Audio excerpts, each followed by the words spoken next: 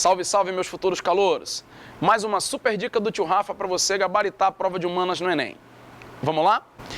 Nossa dica de hoje é sobre a República Velha, que é um dos temas mais recorrentes no Enem nos últimos anos. E para a gente analisar a República Velha, nós precisamos lembrar o seguinte. Esse período, ele se inicia no dia 15 de novembro de 1889, a partir do golpe da Proclamação da República, e se estende até 1930, com a Revolução de 30, que ocorre por meio do golpe de Estado dado pelo Getúlio Vargas. Beleza? Então vamos lá. Quando nós entramos no período da República Velha, esse período ele vai se subdividir em duas fases, tá?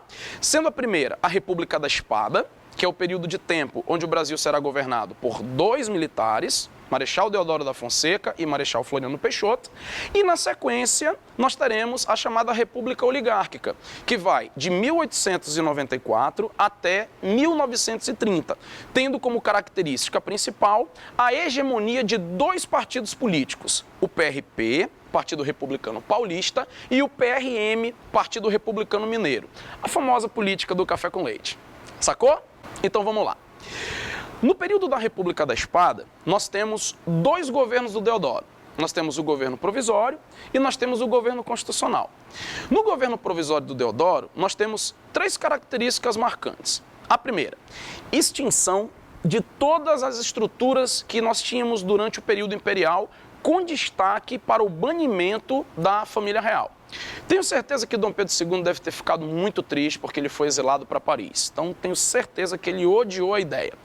Mas o fato é o seguinte, por que houve o banimento da família real logo que o Deodoro assumiu o governo brasileiro? Bom, enquanto a família real estivesse presente ou ainda existissem as instituições imperiais, sempre existiria o risco, a possibilidade de os realistas quererem a nova ordem de volta. Então, para evitar que isso acontecesse, a família real foi exilada, foi expulsa do Brasil e as instituições imperiais foram extintas por Deodoro da Fonseca. Na sequência, o destaque que nós temos é um passo dado pelo governo Deodoro em rumo ao processo de industrialização do Brasil. O Deodoro escolhe como ministro da Fazenda Rui Barbosa, um intelectual brilhante, renomado internacionalmente, que tenta iniciar um processo de industrialização, infelizmente de maneira fracassada, cuja medida fica conhecida como encilhamento. Tudo bem? O terceiro fator de destaque do governo Deodoro é a convocação da Assembleia Nacional Constituinte para a elaboração da primeira Constituição brasileira do seu período republicano, segunda da nossa história, haja vista que em 1824, ainda no período imperial, Dom Pedro I já tinha outorgado uma Constituição para o Brasil. Beleza? Então vamos lá. Destaques do governo Deodoro. Três situações. Extinção das instituições imperiais com expulsão da família real, convocação da Assembleia Nacional Constituinte e tentativa de caminhar na direção da industrialização por meio da política de encilhamento do ministro da Fazenda Rui Barbosa. Beleza? A partir da promulgação da Constituição em 1891, o Marechal Deodoro da Fonseca mantém um perfil autoritário e isso desagrada a elite agrária que objetivava o presidente ser um representante dos seus interesses.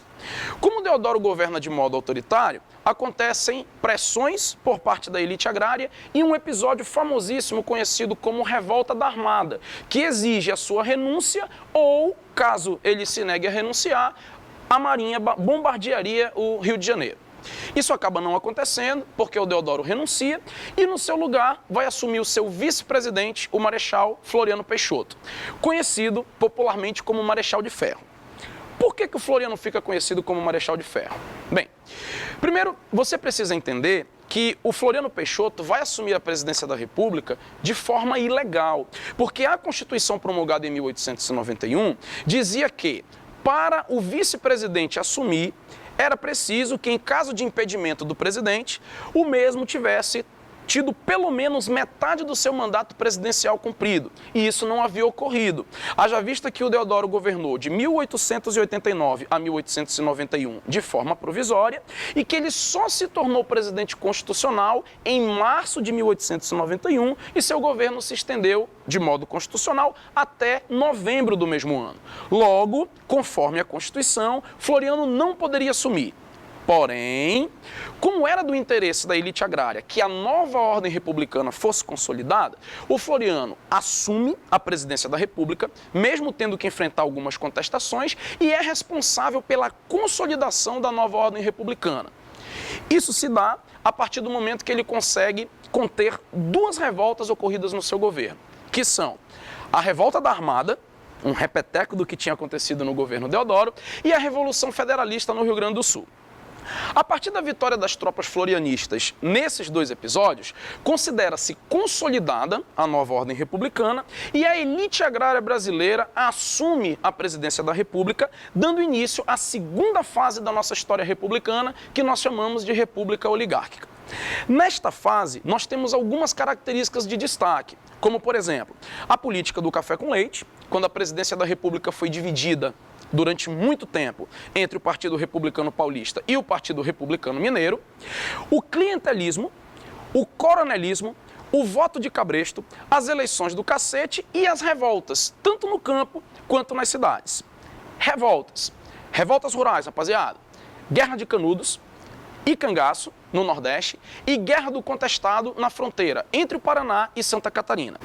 Revoltas urbanas. Revolta da Vacina, no Rio de Janeiro. A revolta da Marinha, a revolta dos marinheiros, que fica conhecida como revolta da Chibata, também no Rio de Janeiro. E nós temos ainda, além da revolta da Chibata e da revolta da Vacina, o movimento tenentista, que exige a participação de tenentes e capitães do Exército na vida política brasileira. Este episódio, que nós chamamos de República Oligárquica, ele se caracteriza por uma frase marcante do presidente Washington Luiz, que diz: no Brasil, a questão social é caso de polícia.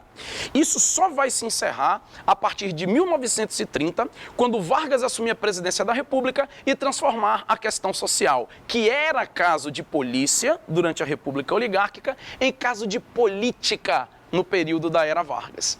Tranquilo, rapaziada? Essa foi a super dica do tio Rafa pra você. É pra lacrar essa prova de humanas, hein, moçada?